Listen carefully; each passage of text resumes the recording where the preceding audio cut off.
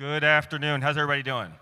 So we know it's late in the day now, and the neat thing is that there are a lot of grown people in here, and so this panel is actually really designed to speak, or this, we're going to do a fireside chat, is really designed to speak to grown people, right? And we have the good fortune of being joined by my dear friend Anre Williams, who rose from he started in one of the largest, most successful corporations in all of the world at an effectively an entry-level position, and rose all the way up to the #2 spot over how long was your tenure, Anre? 35 years. 35 years. And one of the things that we want to talk to everybody in this room about is what a journey like that requires. Because to this earlier point of modeling, so many people in our community, so many people of color don't have fathers, mothers, aunts, uncles, grandparents who did this journey that Anre has done, that have spent all this time navigating corporate America. And as a result, they don't learn all of the strategies and tactics and all of the things that are required to successfully navigate. And what we want to do with you all today is have a conversation with Anre and really share some of those key learnings. Because to start the question for Anre, the point is, can you be successful in corporate America simply by doing great work? The answer is no. But first, I want to commend Louis Carr and the entire WayMaker family. This has been an outstanding day. All the sponsors set up exclusively for Black men. I just think it's been fantastic.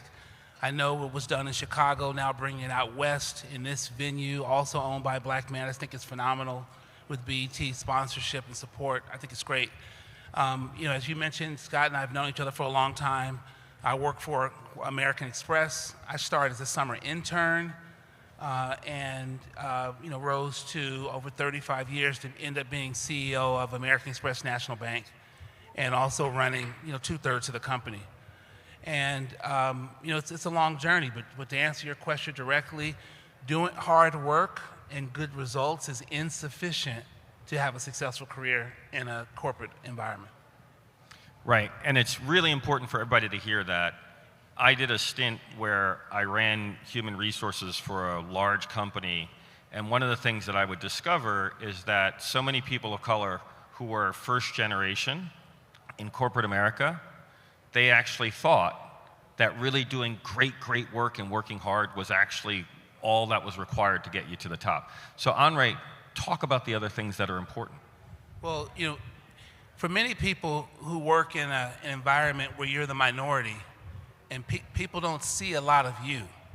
And it was eye-opening for me when I got this large corporation in New York City to realize in many cases I was the first Black male that many of the people I work with spend any concentrated time with if I wasn't serving them, right? If it had not spent time with a Black male and really didn't know how to relate to you, didn't know how to interact with you, didn't know how to make you feel comfortable, had preconceived notions about what you did on the weekend or how you thought about things. And so a lot of it is just really connecting on a human level with people and letting them understand that there's a lot of shared values that you have about the way in which you conduct things. I think that's important to realize in the beginning. And then the other thing that was eye-opener for me, maybe not for other people, it is that if you really want people to appreciate you and understand you and accept you for who you are, then you have to be able to reciprocate that and do that to them. So that means being interested in what they do, interested in the things that their family and their background and that kind of thing, and their interest, as much as you want to be able to share about yourself. And so that's a big thing. I think it's hard for a lot of people to do because you think no one understands me. You want everyone to appreciate your individuality, but you have to also try to meet other people in the middle. I think that's a great point. And to that point, Anre, how important are relationships in corporate America? How important is it to actually be intentional about building relationships? Well, the relationships are important. I said the hard work or good results are insufficient to have a successful career because no one's going to advocate for someone that they don't understand and they trust. Now, all of you have relatives and family members. How many people would you co-sign on a car for in your family? I mean, you got to really think about that. You say, I know how blank is. I know what they will do. So for that person, yes. And for this other person, probably not. And it's the same thing when it comes to your career. You know, in an environment where you're not the majority and you're working with a lot of other people, you're trying to make someone else comfortable that they can count on you and they know how you will handle business. They know how you will show up. They know what your results look like. They know how you will interact with other people. They know how you will represent the firm to be able to say that they are willing to put their trust in you to support you taking on more responsibility. Yeah, and I think it's critical to underscore this point. So many times we've seen people, particularly really high performing, and Anre, not only has he been extraordinary at American Express, but he did Stanford undergrad and Wharton Business School. He's that guy, okay? So, but the kicker is, what's so valuable about what he's saying is that in addition to having a really high IQ, you have to have a really high EQ. And it's one of the things I think we don't talk enough about in our community, in the corporate world, around how you have to have emotional intelligence. You have to look at how people are responding to you. You have to figure out how to have people connect to you so that, to Anre's point, they can actually care. They can get invested, right? Because so many decisions get made when you're not in the room. And if someone doesn't care about you, when an opportunity comes up and you're not in the room, but they care about 2 or 3 other people who could potentially have that opportunity, who's going to be advocated for? So Anre, talk to people about, did making relationships come naturally to you, or was it something you had to teach yourself? So, you know, this is a group of us as men talking about both positive things and also learning experiences. One of my biggest learning experiences early on in my career was I did not comfortably relate to people who were not black. I wasn't comfortable. When we were talking about work, business, outcome, marketing programs, results, analytics, completely comfortable. Other than that, I had no conversation really for anybody. It was all about the work, right? Now, when I was an individual contributor, just myself doing work for other people, for the team, that was okay. But when I aspired to be a leader of a team and leader of the group, someone sat me down and said, that won't work. Because we don't know who you are. No one knows. You have no pictures up of anybody in your family, in your cubicle, in your office. You act like a robot. You come in, you say good morning, you leave, you say, how was your weekend? You say it was good. You say, what did you do? You say, not too much. Right? You don't tell them much about what's going on, so they don't really know you. And if people are going to follow you as their leader, they have to feel like they know you, they trust you, they respect you, they can learn from you. And that was a breakthrough for me. So I had to really think about, okay, what am I going to talk to these people about that I'm comfortable sharing? Because they don't do the same things that I do. At least I thought they did. I said, what I had to think about and really have to get support about what are some of the things I could talk to my coworkers at work about that I would feel comfortable sharing. And then they say, you can't just share about yourself, you have to ask them too. So I have to ask them, so how did you enjoy watching Friends last night?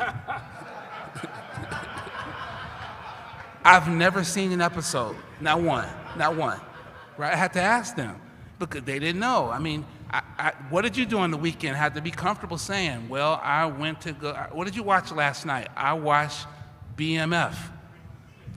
They don't know what that is.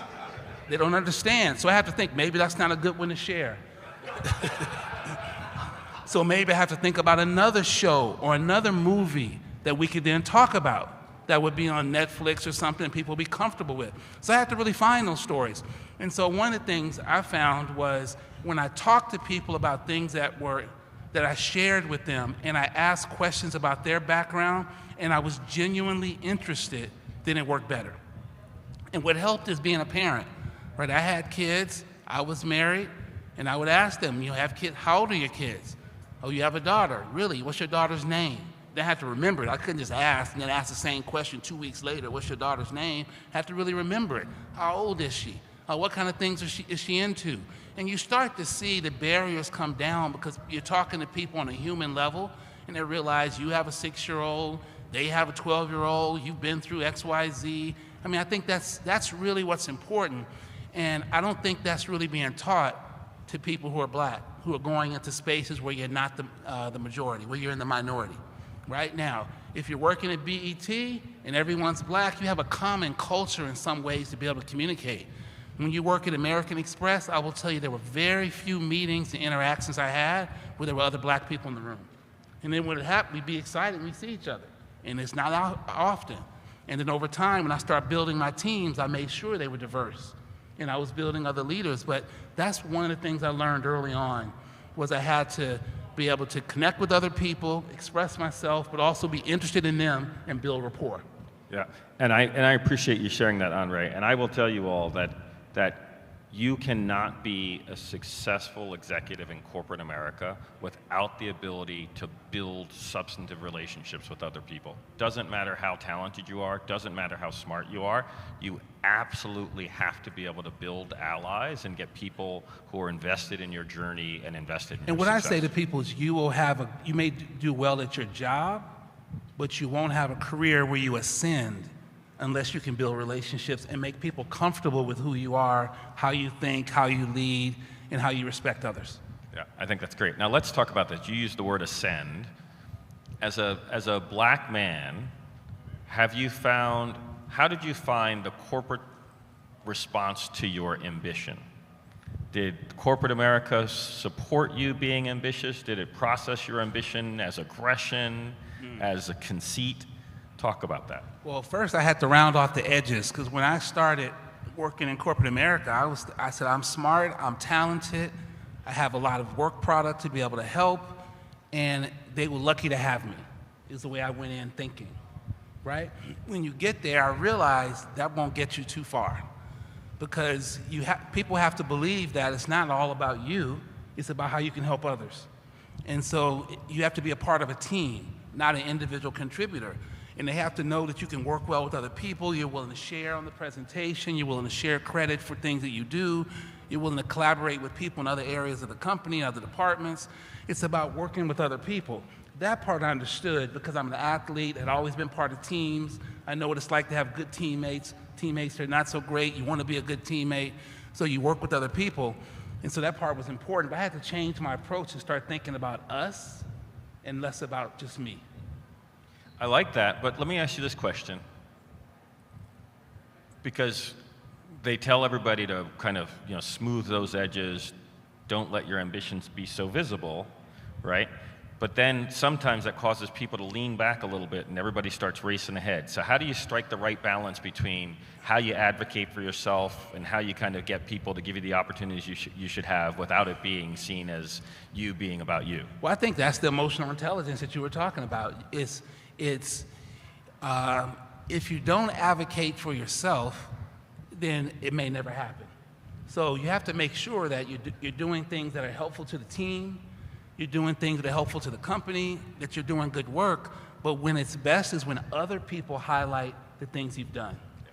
That's when it works the best, is when you build relationships with people inside of your organization when they say, he was really helpful teaching me how to do X, or this person and I went together to meet with this client and we won this case. Every time I bring him along, we can always close the deal.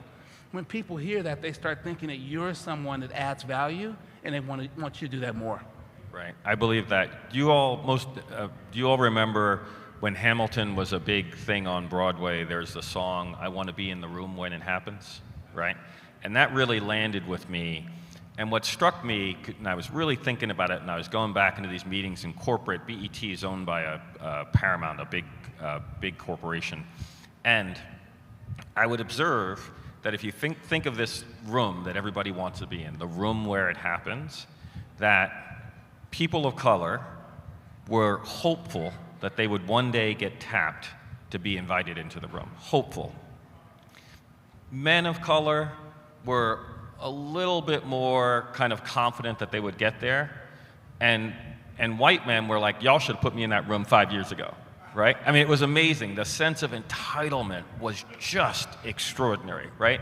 You should have named the room after me, blah, blah, blah, blah, blah. And I for you, Anre, how kind of navigating the fact that the world, or maybe well, I'll ask you this question. What some of us have observed is that corporate America encourages certain people to be wildly aggressive, right? Celebrates, rewards their aggression. And in other people, they see it as scary, right? They see it as off-putting. Yep. And so how did you strike that balance? Words are really powerful. So when it comes to the workspace, I never ever think of or use the word aggressive, because there's so many negative connotations when it comes to black men. I would use the word assertive and confident. And confident because I've done the work and preparation and research and background and training. So I would be confident that I knew that I could compete and knew that I could go into a meeting or knew I could work with other people. So the confidence is what I would think about and talk about. And the assertive is about being comfortable to work with other people and state your opinion or state your views, but not because you're trying to take over, but because you're trying to help the team be successful. And coming from the team perspective and helping the team be successful, I think is a better route for black men. Because if you come in too black and too strong, and you're not the majority, a lot of times people aren't comfortable with that. Now, I'm not saying I downplayed my ambition or downplayed my confidence and contribution, but I just made sure people thought about it in the team concept, not like I was just out for myself. That's just the approach that I used. Yeah, Everyone has to decide on their own approach that you're trying to use. I'm just saying that was an approach that I went with in my, in the corporate world, because I certainly wanted to be able to ascend. And if you want to be a leader, you want people to look up to you and to give you more responsibility, then they have to believe that you're someone that they can learn from, listen to, and work with. Great. And the last question I'll ask is, when I kind of came into the corporate world out of undergrad, the thing everybody was talking about was the importance of networking. You had to network, right? As time went on, I thought, you know what, people mischaracterized it. It wasn't about networking, it was about building an array of powerful relationships that could be useful across your journey, not just inside your corporation, but out. But it's like Survivor, it's like building alliances. Right. That's what it's like to me. That's the way I thought about it. I have to build fans. I gotta build people I can align with. And so I gotta find people that I have something in common with. And so I would always look to see where I could find common ground with people and try to find, and I would talk to them, ask questions. What did you do on the weekend? What movies you see? What TV shows did you watch? Where did you go? Do you have kids? What sports are you into?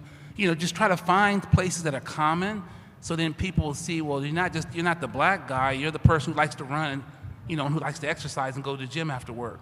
Or you're not just the black guy, you're the person who, has a son that you coach the soccer team.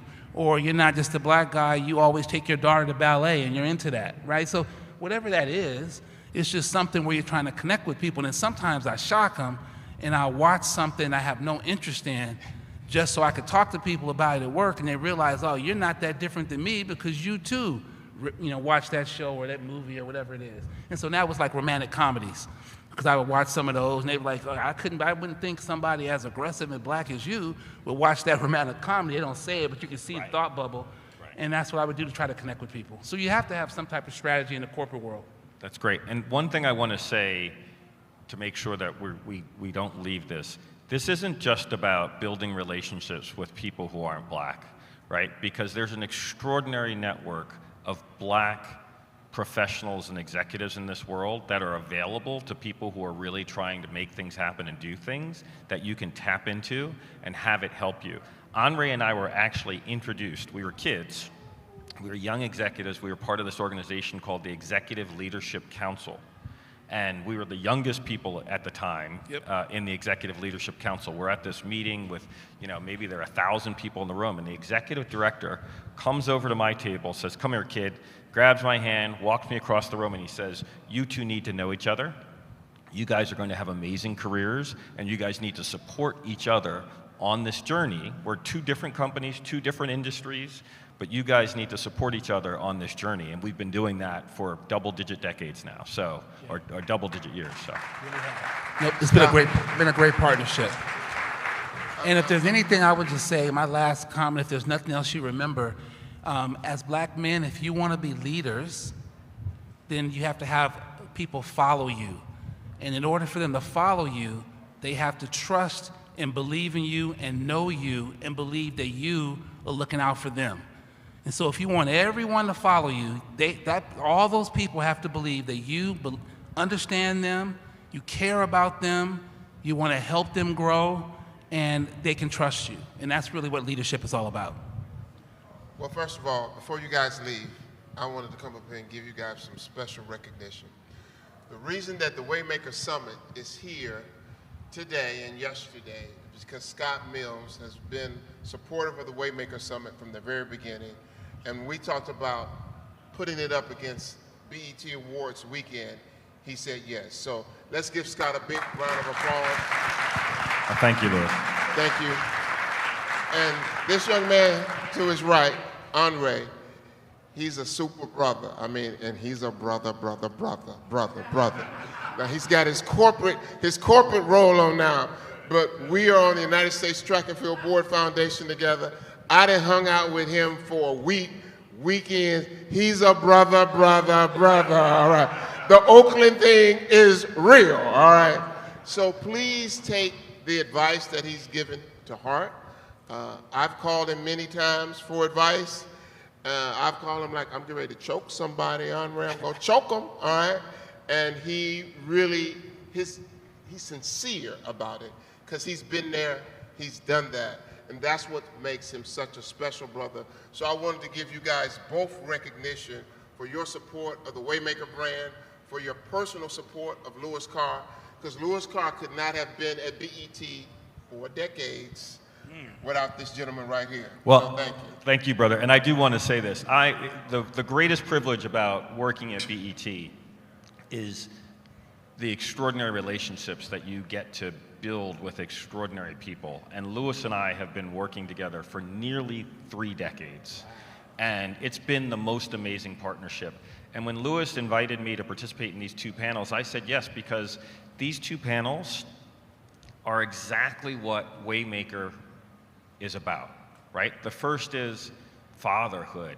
It's he's created WayMaker to take this accumulated knowledge, experience, expertise, access, exposure that he has and share it as broadly with black men as possible. How extraordinary is that? Like, that's the ultimate act of fatherhood, right? And I just love that Louis has committed so much of his time, his energy, and his resources to that. And then this panel here, the 3 of us, and so many of us in this room, we've navigated this insanity that is corporate America. And we have accumulated, blood, sweat, tears, scars, all of the associated tropes. And part of what WayMaker is about is, let's take all of this knowledge and insight that we've gained and share it broadly with our community so we can make our community stronger. So I have just such gratitude, Louis, for you creating this, you dedicating your time, your energy, your resources, your relationships. This is the most extraordinary thing, and I'm just so grateful for you. Thank you.